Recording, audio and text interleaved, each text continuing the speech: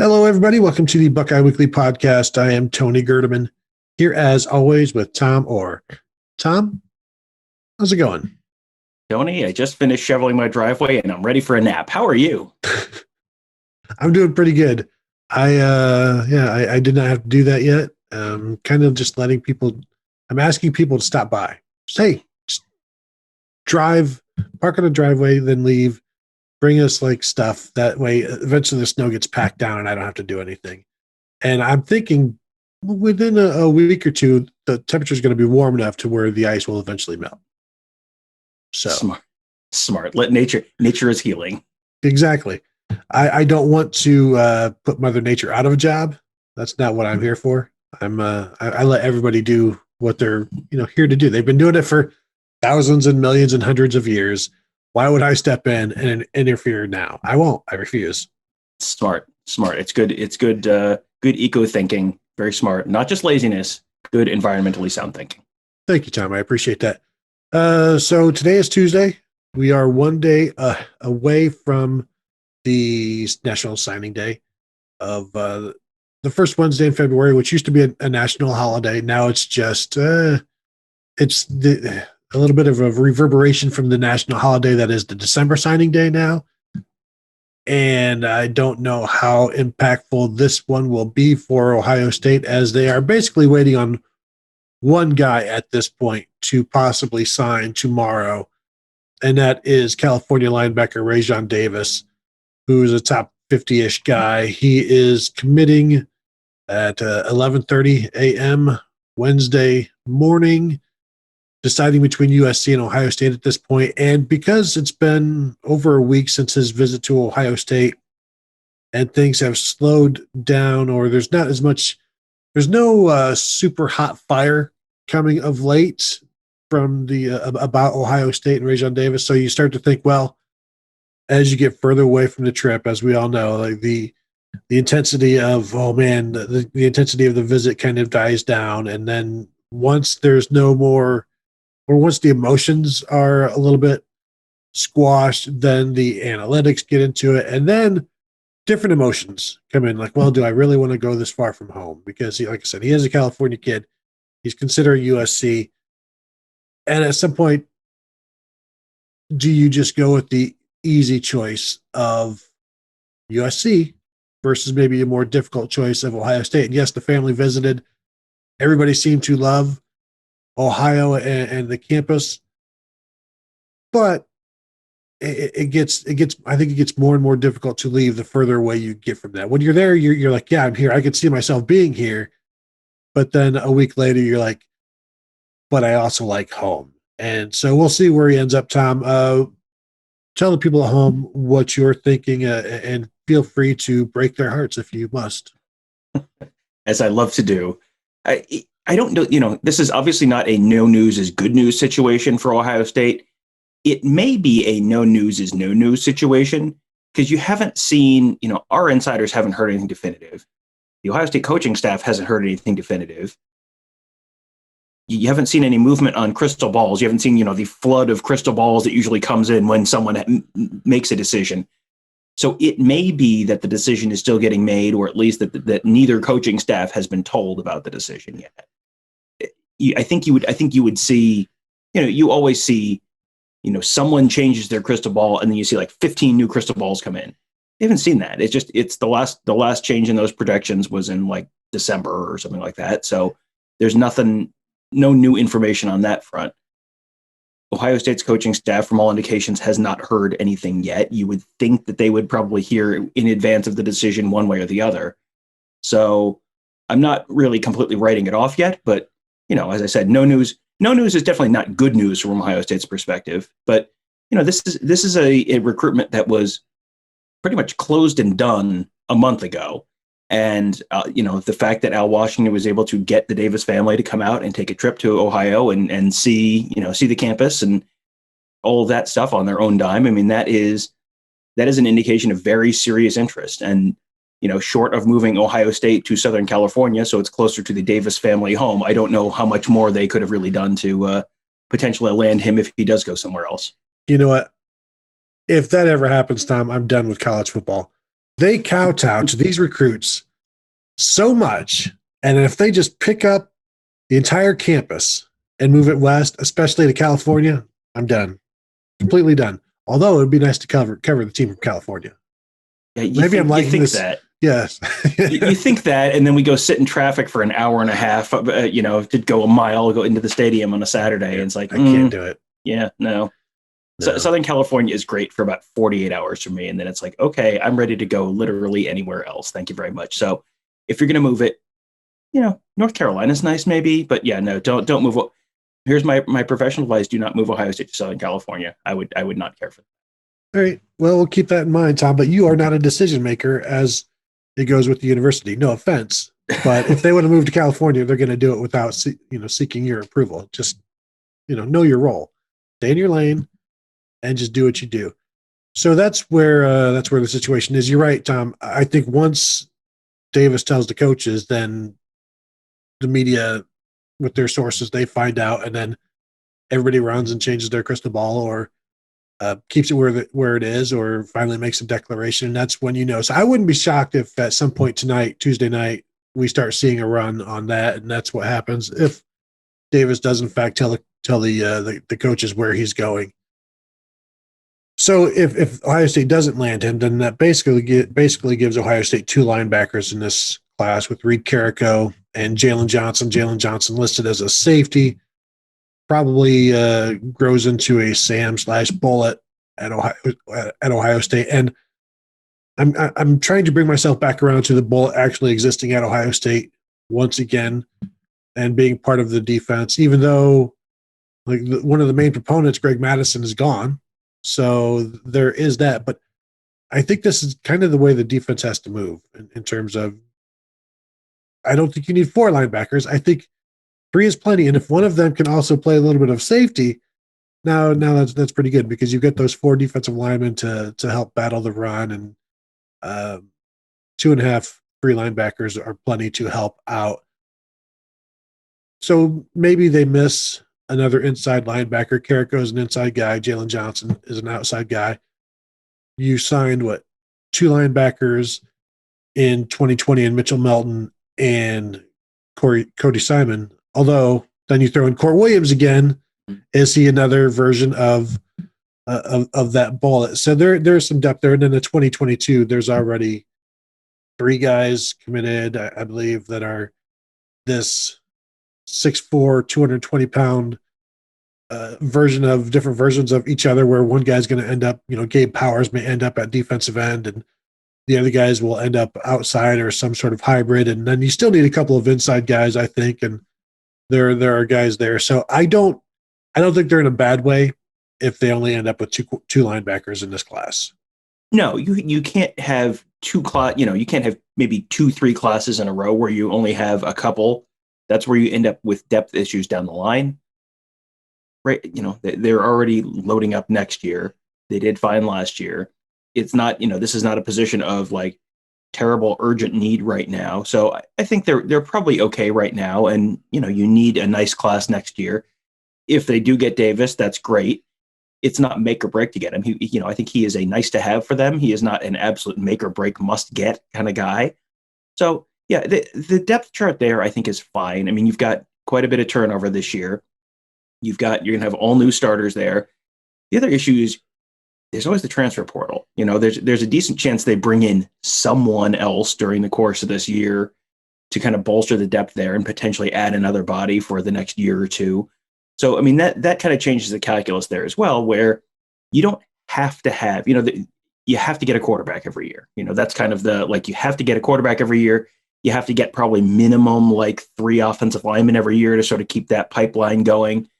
You don't have to get 3 linebackers every year, 4 linebackers every year. But they're doing it consistently enough. They're recruiting good enough guys who seem like they should project pretty well, and guys who are flexible enough to move around and give them a couple different options, that it's not like this guy can only be a Mike and that's it. And if he, he can't, if we miss on a Sam next year, he can't, he just can't move out there. They've got guys who are moving around a little bit and, can fit in a couple different spots. And I mean, you mentioned, is someone, is Gabe Powers going to be a linebacker? Is he going to be a defensive end? You've got a bunch of guys that can kind of slide around from safety to Sam, or Sam to maybe one of the Willer Mike spots, and then maybe from one of those spots down into defensive end, sort of rush edge position if you wanted to. I mean, the guy and maybe guys who are moving from edge to like a 3-tech spot. We have a question about some of those guys a little bit later on in the show. That flexibility is something they like, because then you're not totally boxed in. It's not like, well, we didn't get this one piece, and this one piece is the key to the entire thing, and we didn't get this one thing this year. Like, they've got some flexibility. They can move guys around, and that keeps you from kind of getting boxed in. Yeah, I think you lose 4 linebackers from the 2020 team. You're going to lose at least 3 from the 2021. So that's 7 guys in 2 years, which is a lot. But they've had a lot of linebackers on this team this past year, and I don't know that they needed all of them. Like they were very deep, and I don't know that you necessarily need to be that deep each year. And so I don't expect them to replace those 7 with 7 in 2020 and 2021. They might get close to it in 2021 and 2022, though. But the 2022 guys, I don't know how quickly they're going to be ready to go in 2022 or 2023, and we've got time for that time. Yeah, later on down the road. But I think 2 is okay. The other guy that Ohio State will be waiting on, not this week, is JT Tuimoloau, who probably is wanting to take visits, as visits are expected to open up after spring ball or at the end of spring ball and around the middle of April, and maybe get to come to an Ohio State spring game, maybe get to go to the Alabama A-Day game, that sort of thing, just experience life there. So don't expect anything from him this week. And if you are, I feel bad for you. It's going to be a miserable Wednesday for you. Although if you're going to refresh, do it at buckeyescoop.com. Something happens, we'll let you know, but don't expect it. Tom, he is, you're looking at guys who are, Ohio State has the 3 techniques that they've recruited of late have been projects a little bit, like Jaden McKenzie, and Cormonte Hamilton was originally moving from tight end to 3-tech, and I don't know that it never really took because he was a defensive end. With Tuimoloau, he wants to play defensive end, may grow into that 3 technique. Even if you don't know where he's going to go yet, like a Draymond Jones, you bring him on and you figure it out later. Right. It's not ever a problem to have too many good players. Like that's not a huge issue, especially at defensive end where they can rotate. This isn't quarterbacks where it's like you've got one guy and that's it.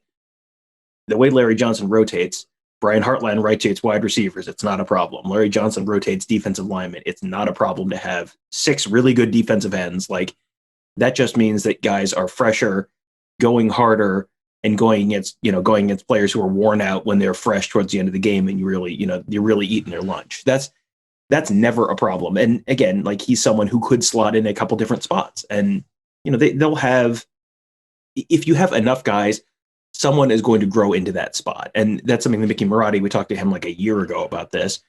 He talked about the fact that he can kind of, like, when the coaches are looking at a guy and they will talk to Mick and say, Mick, what do you think about, this guy? Does his frame look like someone who you could grow into from a defensive end to a defensive tackle, a 3-tech, or, from a safety to a linebacker, or, in the Sam Hubbard case, from a safety in high school to a defensive end in college.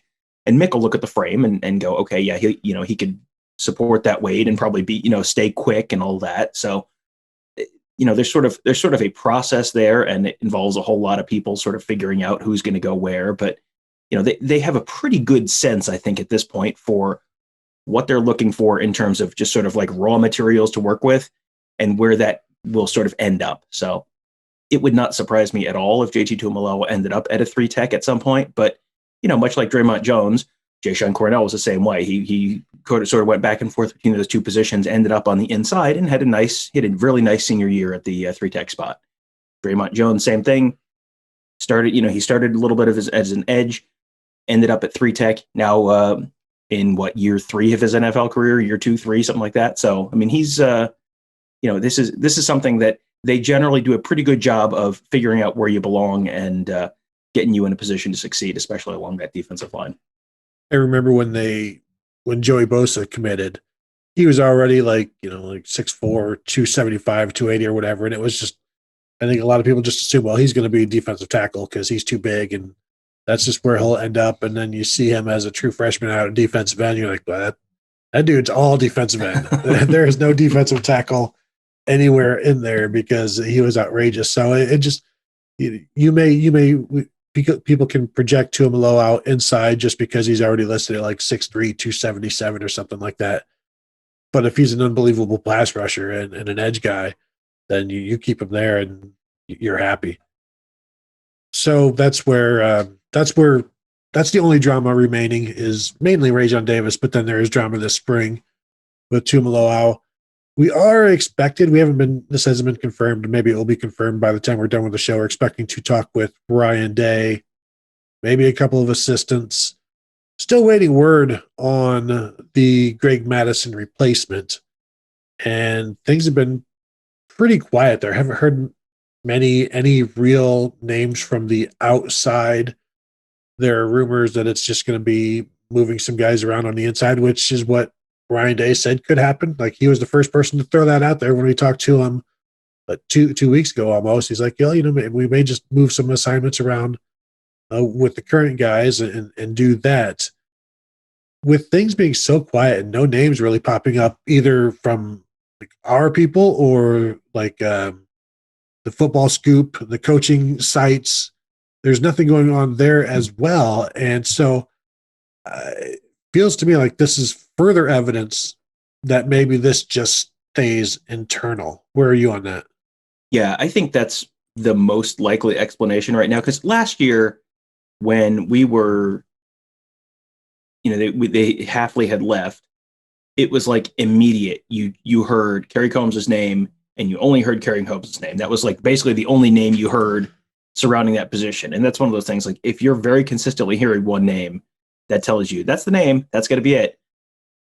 You haven't heard of a bunch of other names getting floated right now. So it sounds like it's probably Parker Fleming. That's sort of where all the smoke is. He's a quality control guy right now who will presumably be taking over special teams. And then Matt Garnes will go from special teams / defense to just defense. It's an interesting move. I was expecting them to maybe go somewhere outside the program, bring in someone who, this is something I've talked about with Ross Fulton on the Morning Scoop a few times. Bring in someone, if you want to run that single high defense, bring in someone who has run that single high defense or been a part of running that single high defense under Pete Carroll at some point in the NFL or, somewhere else. And, it's fine. I don't have a real strong opinion either way. This is, how is Parker Fleming going to be on the recruiting trail? Like, I don't have a great sense for that. I think the hope would be either this is a great hire from a recruiting perspective, or this is or this is something you're bringing in someone to, run that defense, shore things up on that defense after the season they had last year. And, I'm going to, if this is what happens, and it does seem like that's probably going to be what happens, I think I'm going to grade that as an incomplete right now, and we'll see. But it's interesting to me that, you look at Alabama and what Alabama does when they have spots open on the coaching staff. Like they just brought in Doug Marrone, who was an NFL head coach last year, to be their offensive line coach. It's interesting. It's a different philosophy. We'll see how it shakes out in a year or two. But that was not when we first heard the idea that Madison was going to retire floated kind of, I don't know, a month or two back. This was not my assumption on how they would fill that spot. Somebody on the Insiders board, one of the posters, threw something out there that was pretty informative of where, like, all of these Pete Carroll defensive disciples, a bunch of them have gotten new jobs, be it head coaching, be it defensive coordinators, and then they're hiring all of the other people who have run this defense to work for them. So it's like the market for Ohio State right now isn't that great in terms of finding somebody to do that right now. So maybe that has impacted things. But again, Kerry Combs now has experience with it. Matt Barnes now has 2 years of it at Ohio State. So they're there is that. I keep coming back to the fact that, are you going to find somebody who runs this defense that will, or is familiar with it, that will come to Ohio State and work, be behind, be under Kerry Combs, when it's like, well, what are you bringing me in for if then I'm just, somebody else is going to be doing it. And then again, can you have two coordinators in the secondary? And really, this is a back four, back seven type of defense that we're talking about. And you've already got your defense coordinator is already Kerry Combs. And I don't know that works in terms of bringing a second coordinator into the secondary. And so there's just a lot of, it's almost an imperfect storm of situations to where, well, this is where we are now. Let's make the best of it. And I know Ryan Day loves Matt Barnes, is very high on him. But in terms of Alabama, one thing they do a lot of internal hiring, but it's like that internal hire is Steve Sarkisian, where they repair these coaches like Mike Loxley or things of that nature. But also that's Nick Saban, who has done this forever and is the kind of guy that other head coaches will be like, okay, I'll go work for him and then move back up, where Ryan Day is in his second year, and that's not what he can do yet. I don't know if year two at Michigan State, Nick Saban would have been able to do, and again, Ohio State is much better than Nick Saban year two at Michigan State, but you don't have the pull, the cachet that Nick Saban does now, and Ryan Day doesn't have that either. But maybe one day you get there. But it's still a what is your philosophy?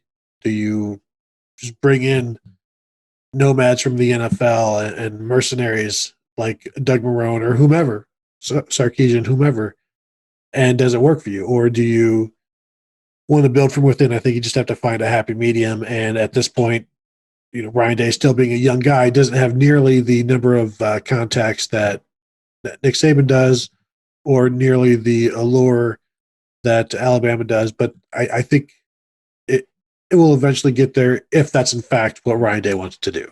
Mm-hmm.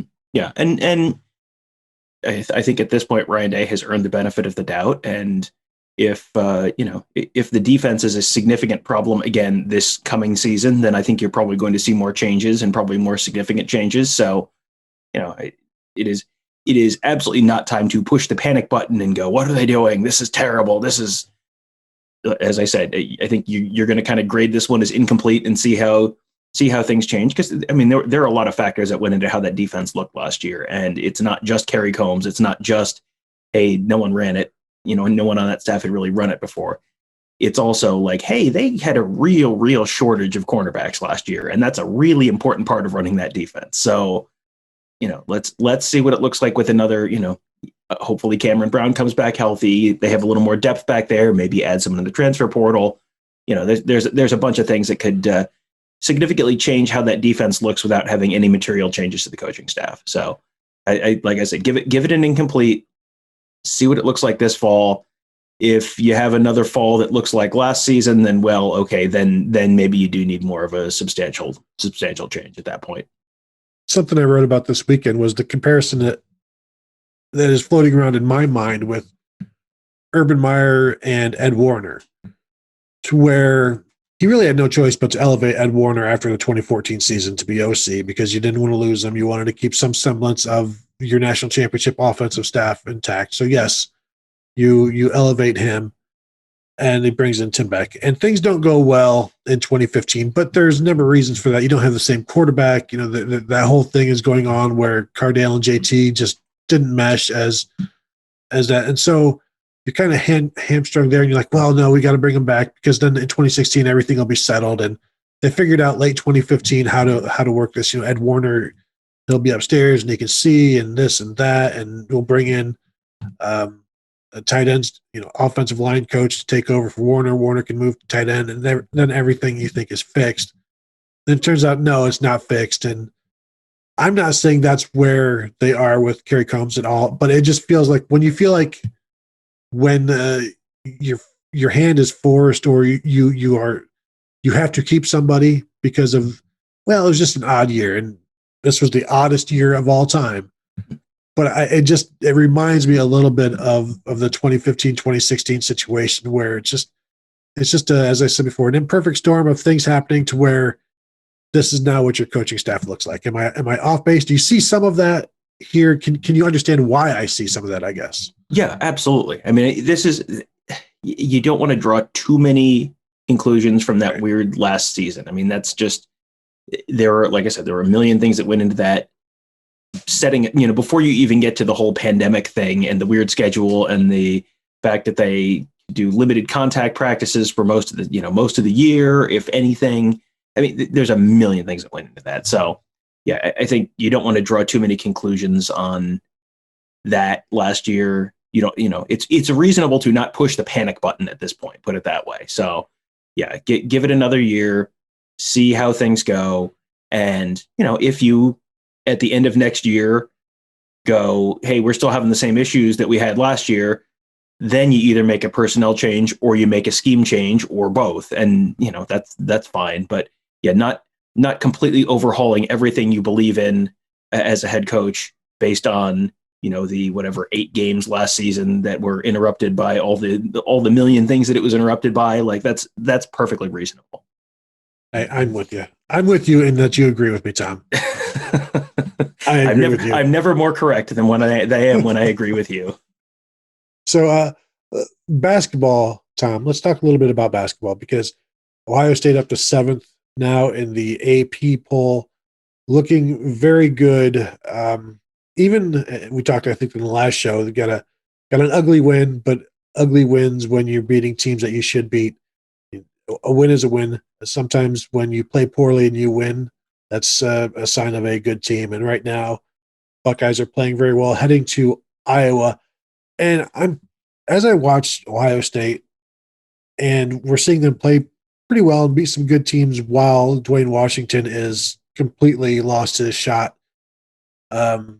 But I think like 5 of his last 30, and it's just really bad. But he's still doing other things well. If he gets going, then everybody else gets going. Then I completely think this is a team that could win a national championship, knowing that I haven't watched a lot of everybody else, but also knowing that there are no great teams because you don't hear about any great teams coming around. There's no talk of, it's this team and it's everybody else. And what Ohio State can do that I like is they could score from EJ Liddell could score against essentially anybody. He can have 7-footers defend him, and he has, but he can take them out and just hit a 17-footer on them. Seth Towns can take dudes in the post or is a good catch and shoot. He's a tough shot maker. Justice Suing is coming into his own. I think the asking him to play point guard has kind of stirred him and gotten him back into the game because he kind of drifted away for a while. CJ Walker back, just being more of a leader helps, and Justin Arns being able to catch and shoot. Even with Dwayne Washington, even if he just continues to shoot like 30%, I think his threatening nature as a scorer and a shooter, you can't leave him be. And as Chris Holtman has said many times, now that he's like one of the two best players on the team, he is part of the opposing game plan every single night. And so defenses have ramped up against him. So that is making life tougher for him. If they can find better shots for him, then I think he starts making them again because he is a good shooter if he just doesn't force it. And that's always been one of his things where he does force things. I just really like, and Kyle Young and Zed Key are almost automatic when they get the opportunity in the post. So I think this team just has so much offensive efficiency that even their lack of size defensively doesn't hurt them much because those then are guys that have to be defended. EJ Liddell has to be defended somehow, and Zed Key at 6'7", 6'8" is as wide as he is tall, and he knows what he's supposed to do. And everybody on this team, they all understand their role. But I think they can beat anybody they play. And the NCAA tournament, all you have to do is get hot for the final 4 games. You can win 2 games ugly, not playing well. Then you just need to play well in those final 4 games.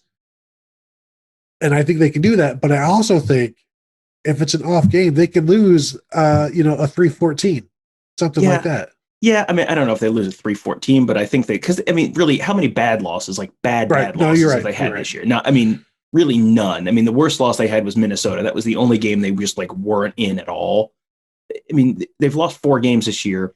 One of them, they were up by 3 against Purdue with a minute left. One of them, they were up by 7 against Northwestern with like 5 minutes left. Like they've been in all of these games, and I mean, Northwestern's not great this year, but you're playing by and large. Probably most of your schedule is like 6 or 7 seeds or better, including up to some 2 and 3 seeds, and they're winning most of these games. And I had Matt Goldman on last week to talk about like what the ceiling was for this team, and he said Elite 8.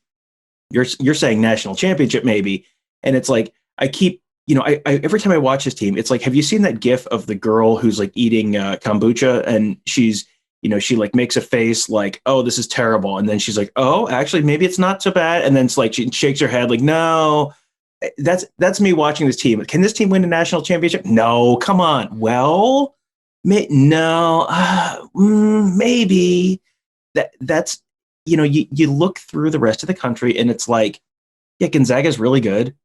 Baylor's really good. Michigan's pretty good. I mean, just look at Ken Palm. Those are the 3 teams that have a top 10 adjusted offense and defense. Gonzaga, Baylor, Michigan. That's it. And Ohio State is 5th in adjusted offense on Ken Palm, 67th on defense. Like, that's not great. That's not fantastic. But it's, I mean, you can outscore people. And what I think is most encouraging to me is the number of different ways they can beat you. They can beat you if Dwayne Washington is having an off night, because EJ Liddell will pick up the slack. And then you got Justin Ahrens, who's hitting 50% of his threes this year. And Justice Suing has gone from a guy who at the beginning of the year, it was kind of like, well, I don't know if he's ever going to do anything significant. And then he goes 17-7 against Michigan State. Like, and like you said, was stepped up and really helped them when they needed a point guard. You've got CJ Walker back. CJ Walker, he's not, he's not scoring, 18 points a game for you, but he's a good, reliable point guard. And when you're in a close game in the tournament, Sweet 16 game, they're up by 3, trying to protect a lead. Who's bringing the ball up the court? It's CJ Walker. How many free throws has CJ Walker missed this entire season? The answer is 1. Like, that's what you want. Like, that is going to win you a game at some point in the next couple months. CJ Walker hitting free throws in at the end of the game. And again, he's been banged up. He's got that hand issue. He's been playing more. He played 26 minutes against Michigan State. If they can keep him on the floor, you get Jimmy Soto's back potentially to give you a little more depth there. There's an awful lot to this team that's like they are not a team where it's like, well, if you just shut down this one guy, like there is not an easy way to shut down the Ohio State offense. Now, their defense is not fantastic. They've got to, they have to improve that at some point, or they're just going to have to outscore people, and it's going to be a bunch of real nerve-wracking, 88-84 kind of games in March, which, yep, that could happen too. But I mean, it's going to be entertaining. And, the ceiling, every time I think about the ceiling for this team, it seems like it goes up like one round of the tournament every couple of weeks. Like, yeah, this is maybe a Sweet 16 team, to like, well, maybe it's an Elite 8 team, to, they could make the Final Four. And, if you make the Final Four, like once you're there, like, sure, anything can happen. Yeah, and I think they have 7-8 guys. Any given night can score 15 points for you, and I don't know how many other teams have that. Now, they also have nights where only EJ Liddell is going to give you 15 points, but everybody else might give you 7-8, and they are versatile and difficult to defend. But yeah, the other side of the ball is tough for them, especially when you've got Seth Towns and Justin Ahrens out there together, where they neither are the best defenders. Seth Towns is still he can only practice so much, he can only play so much still because of his knees, and the defense is what is kind of hindered him or hinders Ohio State when he's out there a bit. But even EJ Liddell, 10 for 10 the other night, free throws a couple of games ago, and if they keep making those free throws like that, Tom. Now, I am concerned about their ability to. Sometimes they struggle against the press. I don't know why teams don't press them more, especially when CJ Walker isn't out there. I mean, to me, just attack them and force some turnovers, and it leads to runs. And We've seen Ohio State where they lead their leads in the second half can dwindle when opponents do that. Just like football. Exactly. We've seen that in a couple times in the last few months. Yes. I always wonder why people don't press more like all the time. Like just completely dedicate your team to just pressing the ever living heck out of someone. Do the Nolan Richardson 40 minutes of hell thing. And I mean, that's a great way to, like, why doesn't Northwestern do that? Just absolutely press the ever living crap out of you and just have, you're not going to win necessarily, but you're going to make it absolutely miserable. It's like the college basketball version of running the triple option. Like just you might not win, but you are going to make everyone hate playing you. So, yeah, I mean, Ohio State's resume, and I looked this up last night. There are 6 teams with 5 quadrant 1 wins in the NCAA. That's one of the things that the tournament committee looks at to determine seeding. There's 6 teams in all of the NCAA with 5 quadrant 1 wins. Baylor, Gonzaga, Alabama, Missouri, Illinois, and Ohio State. That's it. Ohio State is 5-3 against quadrant 1 teams. Like, that's really good. That is probably teams that are Sweet 16-ish teams or better. And you're winning, so at least Sweet 16 caliber. Obviously, it's not just 16 teams, but you're playing teams that have the real potential to make the Sweet 16, and you've got 5 wins against them in 8 tries. And a couple of the losses were very close losses that you could have probably won. So, yeah, it is. It doesn't feel like it, but their resume and a bunch of stuff about them just kind of suggests like, hey, this might actually be a pretty elite team this year. And it just kind of, it feels like it's kind of snuck up on everyone because they weren't anticipating it, and it didn't look like it at the beginning of the season. But it's like the football team that's the team that no one wants to play at the end of the year. Like if you've lost a couple football games in September and then you're Oklahoma at the end of the year, and it's like, oh, no one wants to play Oklahoma. Well, that's fine. No one has to play Oklahoma because they lost 2 games early in the year. In basketball, if you're that team, like you get in that tournament, you can go on a run. No, it is interesting. And this is still a team that isn't 100% healthy, and still Chris Holtmann has talked about the need to eventually shrink the rotation, but whenever he puts guys out there, they produce, and they produce in different ways. And it could be Musa Jallow not scoring, but just defending. And Eugene Brown, the freshman, gets out there for 4 or 5 minutes and does what he does. And we've seen Mitchie Johnson continue to play, even though CJ Walker is back. So everybody has a role, and they're doing well, and they've just embraced what they're being asked to do. So I think that's a nice, good sign of a good culture that Chris Holtmann has built there. And there's no reason to expect things to slow down now that the recruiting is picking up as well, even more so. So certainly fun to watch down the stretch. We'll see how they do. Tom, I've got a question for you right now, because we've done enough show. Mm-hmm. Do we want to continue doing more show with the listener questions, or do we want to just put those off for Thursday? That's a good question. Why don't we, and correct, just go ahead and tell me now if you want to do something else. Why don't we hold the questions for the next show? Mm-hmm. That way we don't, if nothing happens between like now and then, we can talk a little bit about signing day, and then maybe add some more questions. Does that sound okay to you? That sounds lovely. Me, I would like to do more show today. I would like to do all of these questions, but I don't want to, it is the off season. We don't want to overwhelm the listeners or the hosts. More importantly, the listeners. Is that what you meant? No. Yes. No. More importantly, I don't want to overwhelm the hosts, because again, this is a weekly podcast, Tom, that we do 2 times a week. Yeah, at least. Yeah, we really need to consider renaming this podcast. The Buckeye Frequently, I think, is maybe a good new name for it.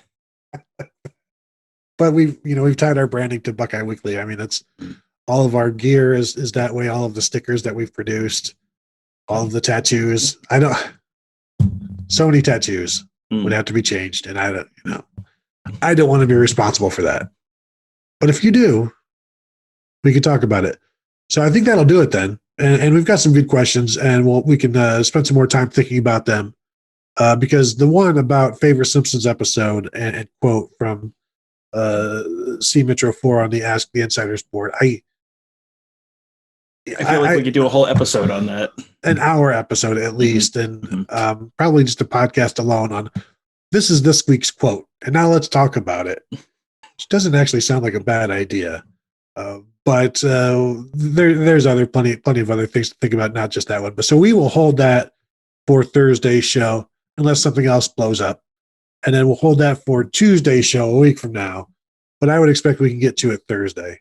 So unless, Ryan Day, I mean, we do talk to Ryan Day on Wednesday. So maybe these Tuesday questions for today will be pushed a week out because there's going to be a bunch of stuff that Ryan Day says on Wednesday, if in fact we talk to him, that we can then cover on Thursday, unless we do a show on Wednesday. Yeah, you're going to hear the answer to these questions at some point in February, probably. But February of what year? Notice I didn't say. All right, yes. Let's February of 22 start answering these February of 21 questions, and we can do it very accurately. Like, do you think Antoine Jackson's going to have a huge year? I'll tell you in a year. I bet I get it right. So look forward to that in a year or in a week or just a few days. We'll see. But we do want to thank everybody for listening. Make sure to check out BuckeyeScoop.com. Tom, you had Matt Goldman on this morning on the Morning Scoop talking basketball. If you want more basketball talk, there's some for you right there. Check that out. And of course, there's going to be basketball talk continuing because this team seems to be pretty good, even though Tom does not think they are championship contenders. I do think they are, unless they lose. So Chris Holtman of the Kombucha Buckeyes. Yes. You didn't. I noticed you didn't ask me who I'm having in the Morning Scoop for tomorrow. I've already planned ahead this week, so you can ask me who I'm having in the Morning Scoop tomorrow. Tom, who are you having on Wednesday's Morning Scoop? Well, I'm going to have our good buddy, recruiting analyst Mark Givler, on to talk about the Ohio State National Signing Day. We'll hopefully, I told Mark, let's wait till Wednesday, pretty late Tuesday night to record that, to give Raesjon Davis a chance to really make his final decision and make that known before we record that. But we will have a look at Davis, a look at kind of the rest of the Ohio State recruiting class probably, and a little bit of a look ahead at JT Tuimoloau and sort of what he's expecting there with visits and all of that kind of stuff as we sort of wrap up the class of 2021. Sounds good. And Mark just put out he's doing his 2022 look aheads position by position. Just did one on the offensive line. If you want to check that out, again, that's at BuckeyeScoop.com. If you're not yet a member, again, we saw a thread on the board. A lot of people are taking our suggestions and joining the site and are happy they are doing so. So don't just take our word for it. Take other people's words for it. But of course, you would have to join the site to read those words. But they're there. Trust me. And people are happy. So give it a look. Just 1 month, $12.99. I promise you, I would not lead you astray. So thank you all for listening, and we will talk to you on Thursday.